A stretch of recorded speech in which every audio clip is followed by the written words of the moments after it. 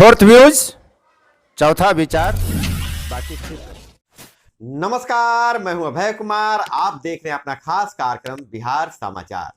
बिहार समाचार में खबरें बिहार की, बातें बिहार की, देश दुनिया की तमाम खबरें जो आपको जानना जरूरी है। बिहार समाचार में हम खबर लेते हैं सत्ता के गलियारों से, पंचायत के गलियों से और गांव के चौपालों से, जो कहीं ना कहीं आपके जीवन को प्रभावित करता है। तो बिहार समाचार में हम पहली खबर ले रहे हैं कि विवाद थमने का नाम नहीं ले रहा है।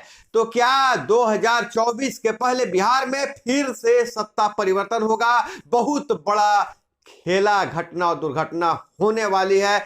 ऐसा मैं नहीं कह रहा हूं, राजद कोटे से सहकारिता मंत्री सुरेंद्र प्रसाद यादव ने कहा है कि 2024 के चुनाव से पहले बिहार में कुछ बड़ी घटना या दुर्घटना हो सकती है। उनके बयान के कई मायने निकाले जा रहे हैं। हालांकि इधर भाजपा और जदयू से अलग होकर जदयू आरजेडी की सरकार बनी है और सरकार बने हुए चंद महीने ही गुजरे हैं तो महागठबंधन में कई तरह के बयान सामने आ रहे हैं। पहले कृषि मंत्री सुधाकर सिंह का बयान आया, उसके बाद शिक्षा मंत्री का बयान आया, तो तरह तरह के बयान आ रहे हैं और उस पर कार्रवाई करने की मांग की जा रही है, लेकिन कार्रवाई के नाम पर भी कुछ नहीं हो रहा है। लेकिन अभी ताजा ताजा जो बयान आया है सहकारिता मंत्री का, उन्होंने कहा है कि 2024 के चुनाव के पहले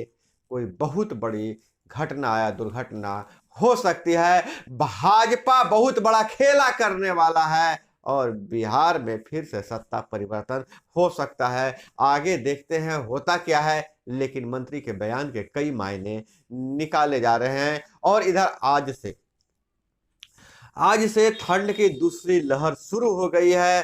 तापमान में 4 से 6 डिग्री सेल्सियस तक गिरावट आएगी। रात का तापमान और ज्यादा गिरेगा। ओस के साथ 72 घंटे तक भीषण ठंड का असर रहेगा। घने कोहरे को लेकर पूरे राज्य में अलर्ट किया गया है। 16 जनवरी से सुबह में दिन का पारा 16 से 18 डिग्री और रात में 6 से 8 डिग्री के बीच रहने का अनुमान है। और विभाग का अनुमान है कि 3 दिनों तक शीतलहर का रहेगा प्रभाव। पानी की बूंदें धूल के कणों के साथ जमीन पर गिरेगी और दृश्यता जो होगी, देखने की क्षमता 20 से 150 मीटर तक रहने का अनुमान है। 48 घंटे तक सामान्य रहने के बाद फिर से गिरावट तापमान में आ रही है।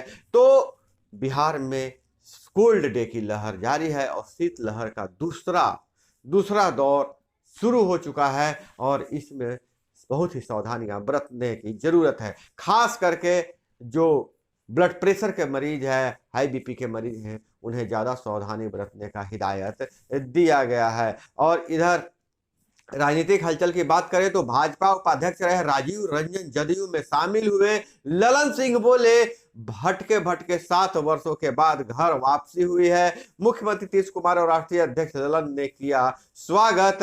वर्ष 2015 में अलग हो गए थे राजीव रंजन। 30 दिसंबर को भाजपा से इस्तीफा दिया था। कई जिलों के दर्जन भर भाजपा पदाधिकारी भी साथ में आए हैं। और इधर शिक्षा मंत्री के बयान पर बवाल थमने का नाम नहीं ले रहा है।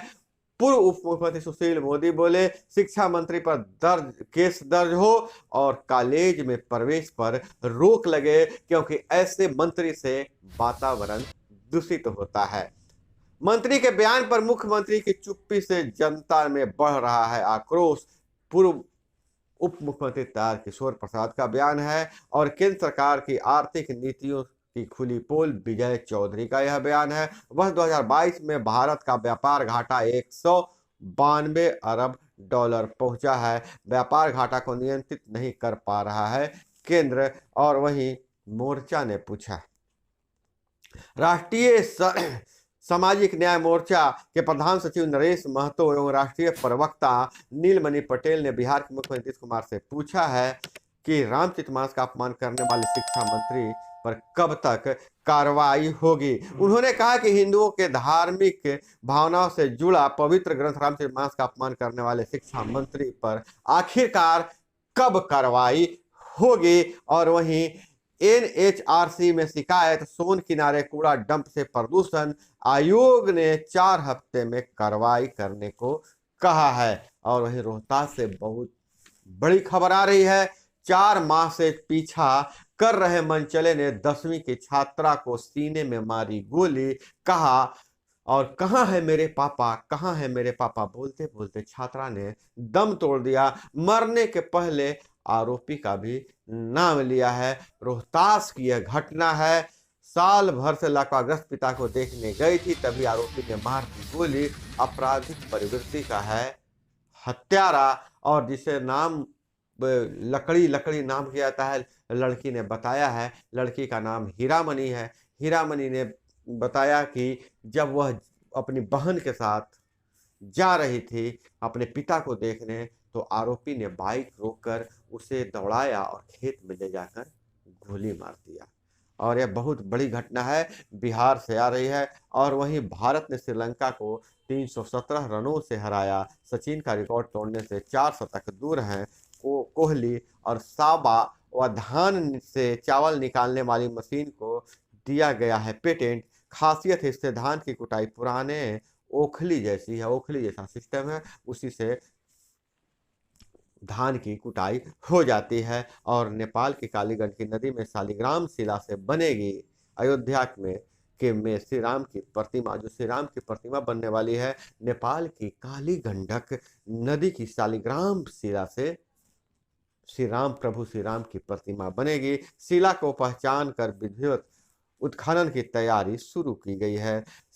शिला उत्खनन के बाद इस जगह का किया जाएगा, किस जगह को संरक्षित किया जाएगा। और वहीं आपके मन में सवाल आता होगा कि देश में 5G आ गया है, 5G आने के बाद क्या मेरा सिम बदलना पड़ेगा? क्योंकि जैसे 3G में जब शुरू हुआ था तो सिम को बदलना पड़ा था, तो इसका समाधान हो गया। जियो और एयरटेल में करना होगा अपडेट, सिम नहीं बदलना होगा। 5G सेवा शुरू होने के बाद सिम बदलने की जरूरत नहीं है, 5G नेटवर्क का लाभ मिलेगा। और खुशी की बात यह है कि 5G का नेटवर्क का लाभ आपको अनलिमिटेड डेटा मिलेगा जब तक पूरे देश में 5G का नेटवर्क लागू नहीं हो जाता है, शुरू नहीं होता है, तब तक आप निःशुल्क इसकी सेवा ले सकेंगे। और जदयू के वरिष्ठ नेता भासो बाबू के श्राद्ध क्रम में पहुंचे मुख्यमंत्री। और वहीं 243 स्कूलों में लगेगी सैनिटरी वेंडिंग मशीन। दूसरे चरण में 534 प्रखंडों के कस्तूरबा गांधी आवासीय स्कूलों में भी लगेगी मशीन। बेटियों की माहवारी की दुश्वारियों से बचाने की पहल है। स्कूलों में सैनिटरी नैपकिन वेंडिंग मशीन लगेगी, जहां से छात्राएं सैनिटरी नैपकिन ले सकती हैं। और वही देसी शराब पीकर पहुंच गया थाना, कहा मैं पीता नहीं, मुझे पिला दिया गया है, इसलिए मुझे छोड़ दिया जाए।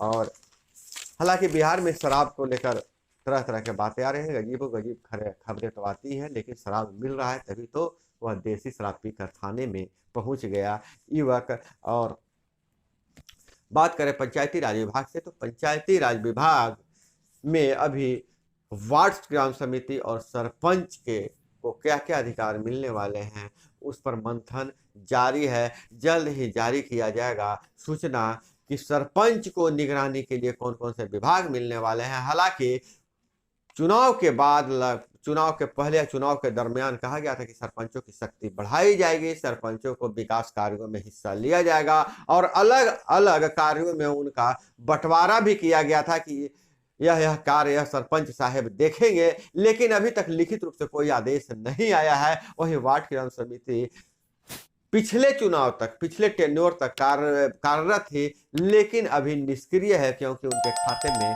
पैसे ही नहीं आए हैं। कहा जा रहा था कि अगले वर्ष मतलब जनवरी में 2023 के शुरुआती दौर में वार्ड ग्राम समिति को एक्टिवेट किया जाएगा, लेकिन अभी तक वार्ड ग्राम समिति के खाते में पैसे नहीं आए हैं। करीब करीब हर जगह सचिव का भी चुनाव हो गया है, कमेटी का गठन हो गया है, बैंक अकाउंट खुल गया है, फिर भी अभी तक पैसे नहीं आ रहे हैं। लेकिन जल्द ही नल जल योजना और 7 निश्चय योजना के तहत राशि जारी किया जाएगा। और सबसे पुरानी मांग यह है वार्ड ग्राम समिति के वार्ड सदस्यों की, सचिवों की, कि जो हमें राशि दिया जाए मुखिया जी के मार्फत नहीं दिया जाए, डायरेक्ट खाते में दिया जाए। और लगातार इसके लिए वार्ड सदस्य आंदोलन भी कर रहे थे। तो देखिए नया जो मसौदा तैयार होता है उसमें वार्ड सदस्यों को कौन कौन से अधिकार मिलते हैं। शिक्षा मंदिर प्राथमिकी के लिए थाने में दिया गया है आवेदन। यह खबर आ रही है पहाड़ी से, परसौनी कपूर गांव से। समाजसेवी रामभूषण शुक्ल ने रविवार को पताही थाना में प्राथमिकी दर्ज करने के लिए